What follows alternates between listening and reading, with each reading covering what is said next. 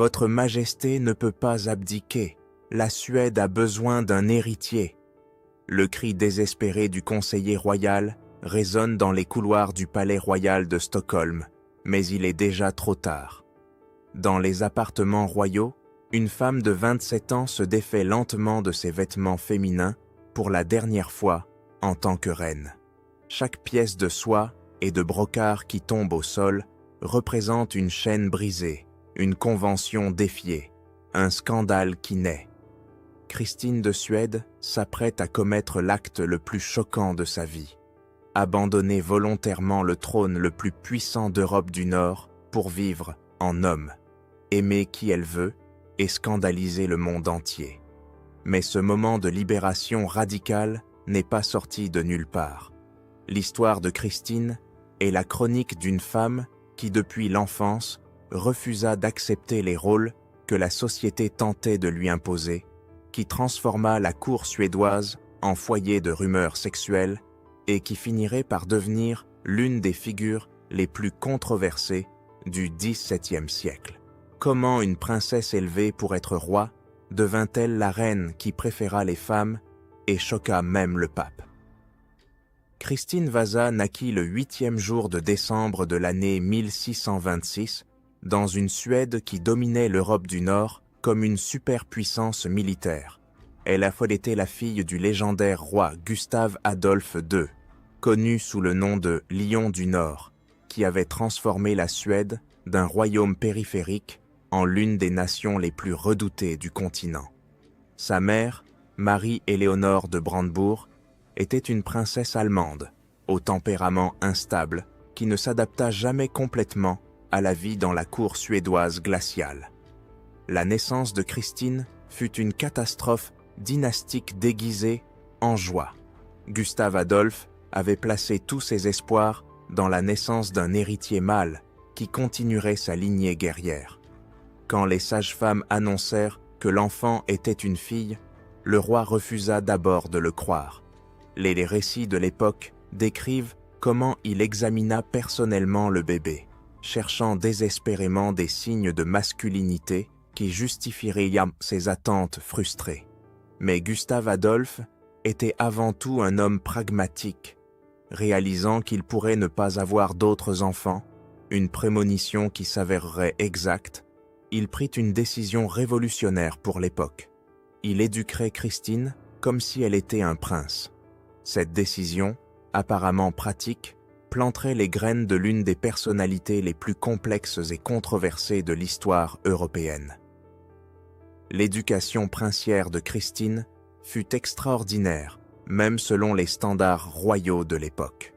Alors que d'autres princesses apprenaient la broderie, la musique et l'étiquette, Christine étudiait le latin, le grec, l'histoire militaire, la philosophie, les mathématiques et les sciences de politique.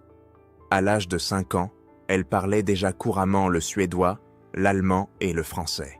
À 10 ans, elle maîtrisait le latin mieux que beaucoup d'érudits adultes et pouvait discuter de philosophie classique avec les meilleurs précepteurs d'Europe. Mais c'est quand Christine atteignit l'âge de 6 ans que sa vie changea dramatiquement. Le 6e jour de novembre de l'année 1632, arriva la nouvelle qui ébranlerait non seulement sa vie personnelle, mais tout l'équilibre des pouvoirs en Europe. Gustave Adolphe était mort à la bataille de Lützen en Allemagne, pendant la guerre de 30 ans. Le Lion du Nord était tombé au combat, laissant sa fille de 6 ans comme unique héritière du trône suédois. Le couronnement d'une enfant de 6 ans comme reine de l'une des plus grandes puissances européennes créa une situation politique délicate. Un conseil de régence fut établi, dirigé par le brillant homme d'État, Axel Oxenstierna, qui avait été le principal conseiller de Gustave Adolphe. Pendant les 15 années suivantes, Oxenstierna gouvernerait la Suède au nom de Christine, façonnant à la fois la politique étrangère et l'éducation de la jeune reine. Ce fut pendant cette période de régence que les traits les plus distinctifs de la personnalité de Christine commencèrent à émerger.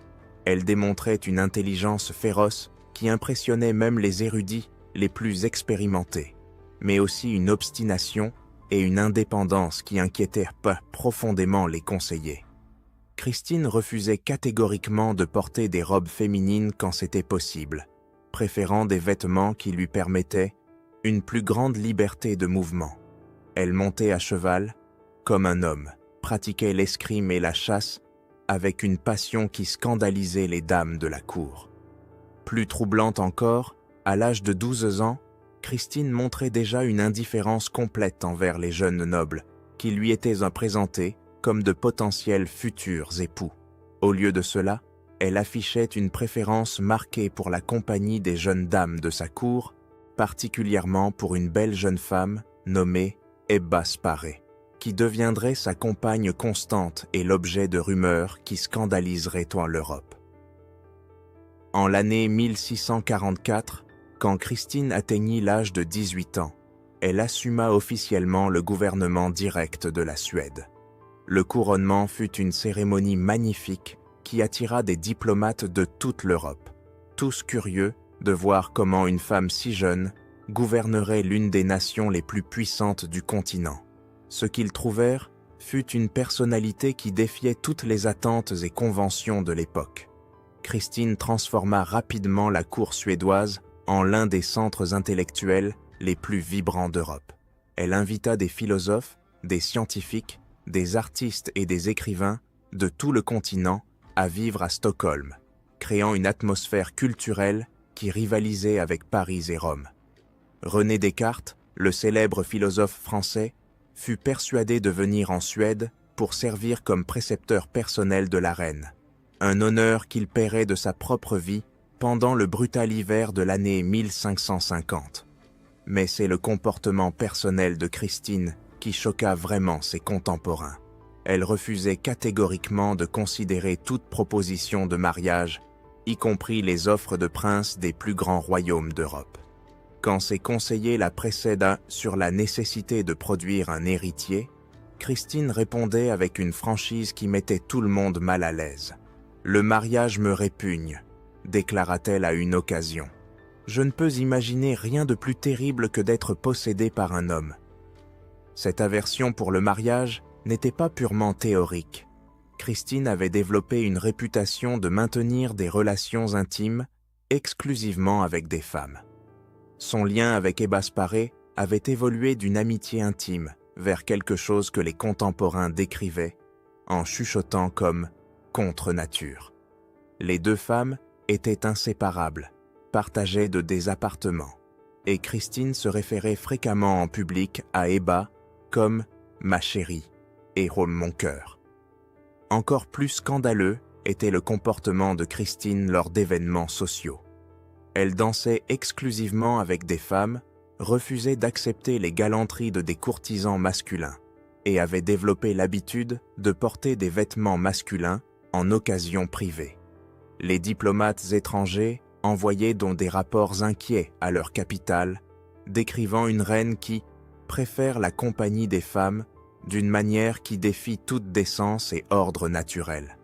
Le comportement de Christine n'était pas seulement une question de préférence personnelle, il avait des implications politiques profondes.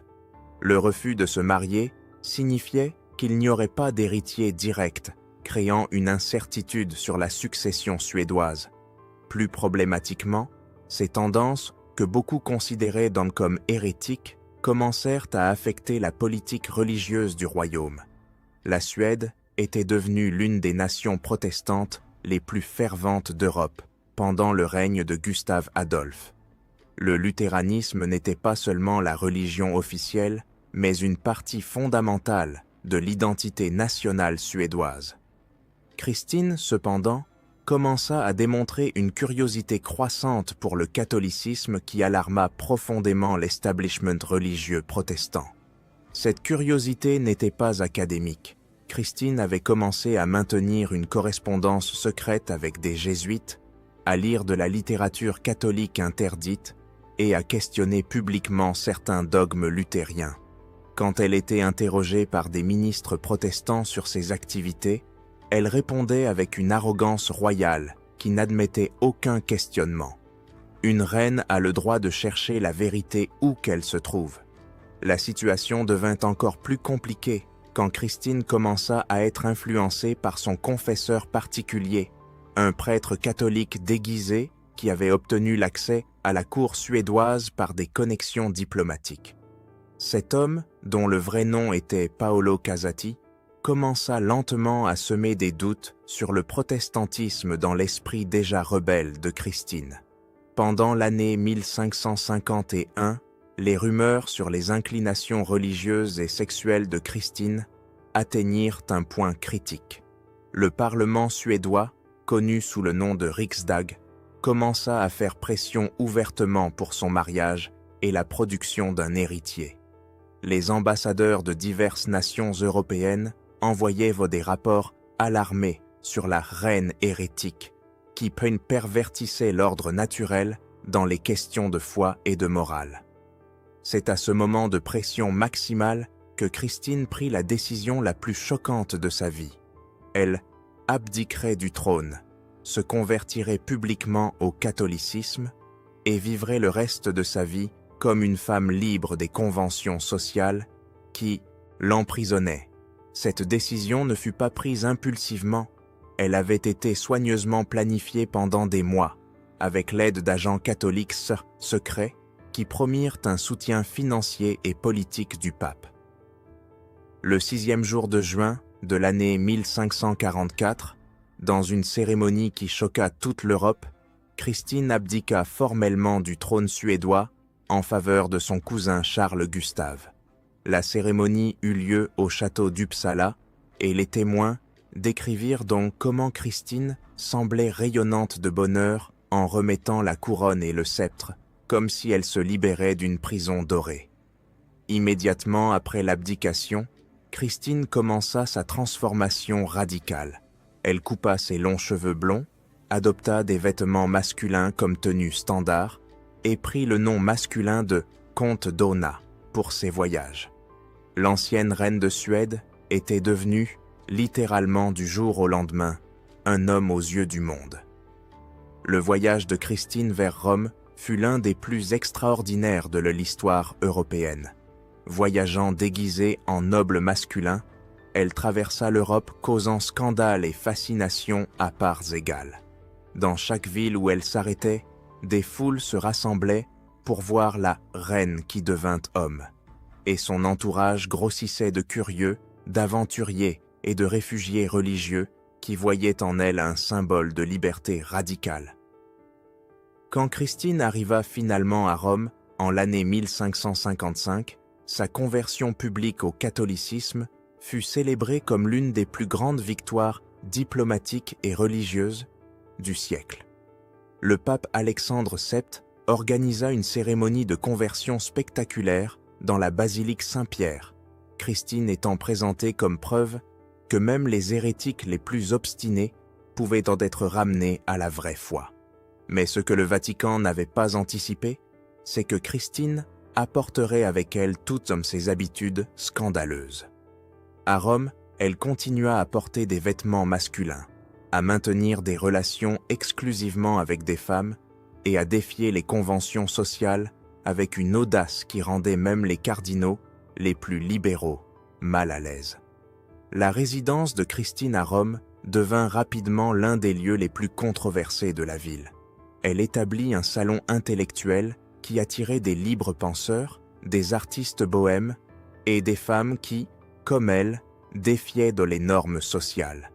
Des rumeurs circulaient sur des orgies féminines et des rituels païens qui auraient eu lieu lors de ces fêtes privées. Plus problématique pour le Vatican était le fait que Christine refusait de vivre comme une femme catholique dévote le devrait. Elle ne montrait aucun intérêt pour les couvents ou la vie religieuse contemplative. Au lieu de cela, elle cherchait un engagement politique actif, tentant d'influencer la politique papale et même considérant des campagnes militaires pour reconquérir le trône suédois. Le scandale atteignit son apogée quand Christine s'impliqua romantiquement avec une jeune comtesse italienne nommée Maria Mancini. La relation était si ouverte et notoire qu'elle parvint aux oreilles du pape lui-même. Quand elle fut confrontée par les autorités ecclésiastiques sur la nature inappropriée de son amitié avec la comtesse, Christine répondit avec la même arrogance royale qui avait caractérisé sa jeunesse. « Dieu m'a faite comme je suis, et je ne m'excuserai pas pour son œuvre. » La pression du Vatican força finalement Christine à être plus discrète dans ses relations, mais ne changea pas fondamentalement sa nature. Elle passa le reste de sa vie à Rome, naviguant entre son statut de convertie catholique célébré et sa réalité de femme qui refusait simplement de se conformer à toute attente sociale. Pendant ces années romaines, Christine maintint une correspondance extensive avec des intellectuels à travers l'Europe, devenant l'une des figures les plus influentes du mouvement, qui serait plus tard connu sous le nom des Lumières. Ces lettres révèlent un esprit brillant, aux prises avec des questions d'identité, de sexualité, de religion et de pouvoir qui étaient d'hommes des siècles en avance sur leur temps. Christine devint aussi une mécène des arts, finançant des artistes, des musiciens et des écrivains qui produisaient des œuvres qui défiaient fréquemment les conventions religieuses et sociales. Sa protection permit à de nombreux artistes d'explorer des thèmes d'ambiguïté sexuelle et de critique religieuse qui auraient été impossibles sous d'autres mécènes. Mais peut-être l'aspect le plus fascinant des années romaines de Christine fut son influence sur d'autres femmes. Sa résidence devint un refuge pour des femmes qui, comme elle, se sentaient emprisonnées par les attentes sociales de leur époque.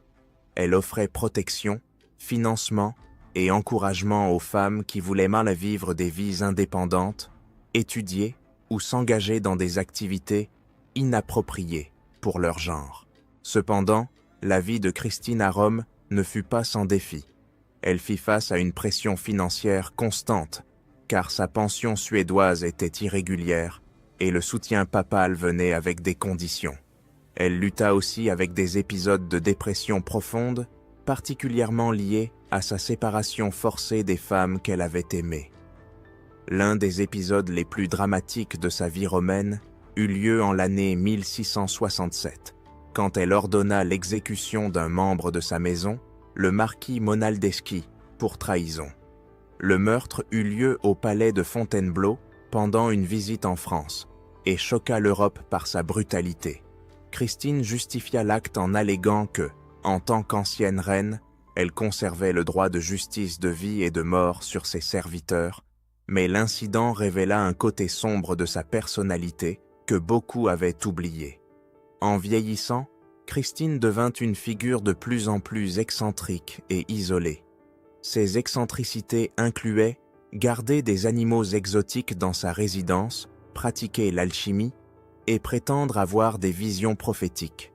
Elle développa aussi des théories de politique radicales sur l'égalité des genres et les droits individuels qui étaient dits des siècles en avance sur leur temps.